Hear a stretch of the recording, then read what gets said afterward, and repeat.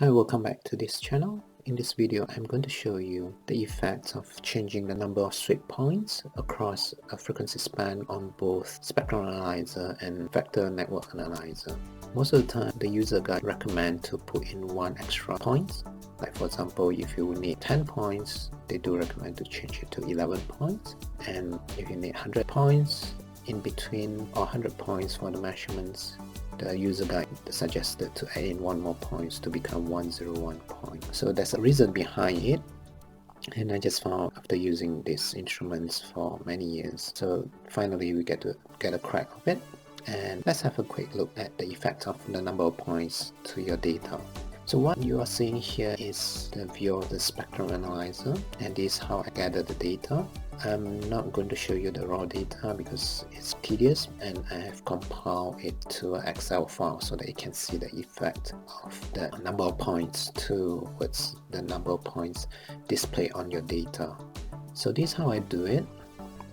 So after setting the center frequency to 1 gig and span to 10 meg, and I change the number of points to, let's say we start with 1 point.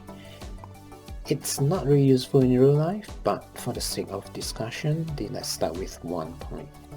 Then I save the data. This is the way to save the data in Spectrum Analyzer. So let's go to Save, Data, Measurements, Trace 1. And these are the data that I've collected. So start with 1 point, 2 points, 3 points, and jump to 10 points and 11 points.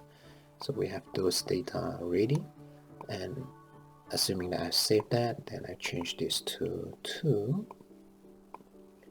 and you see that it changes. Same thing to VNA, so this vector network analyzer. So I start the frequency to center frequency 1 gig, span at 10 meg. Then I change the sweep, number of points, I start with 1. Again, it doesn't make sense in real life, but this is just for discussion. And then I save other, save data, and I change it to CSV. And these are the data that I've collected. Again, it's the same 1, 2, 3, 10, and 11. Okay, once I collected the data, and this is where I compile. So in Spectrum Analyzer, you see that at 1 point it takes the center frequency, 2 points take the start and stop frequency, 3 points, this is where the center frequency came up, and the main effect is here.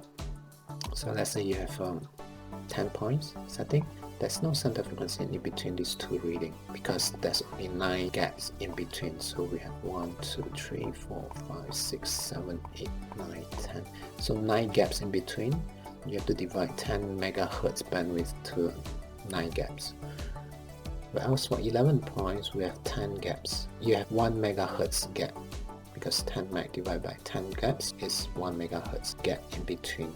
As you can see, we have a center frequency here. Same as VNA, the only difference is that for VNA, when you have only 1 point, it takes the start frequency. As you can see, as compared to a spectrum analyzer, it takes the center frequency. So just bear in mind, you might not use 1 point, but this is just for the sake of discussion. The rest are the same. So again, you have 9 gaps here with 10 meg bandwidth. So here you have 10 gaps for a 10 meg bandwidth. Can you see there's a center frequency here? So this is one of the reasons why we have to add in 1 more points in the total number of points that you want. Partly is because we want to create the gaps as you need. For example, if you need 100 points, you need to create 100 gaps, so you have to add in 1 more points at the end. I hope this helped. Thanks for watching.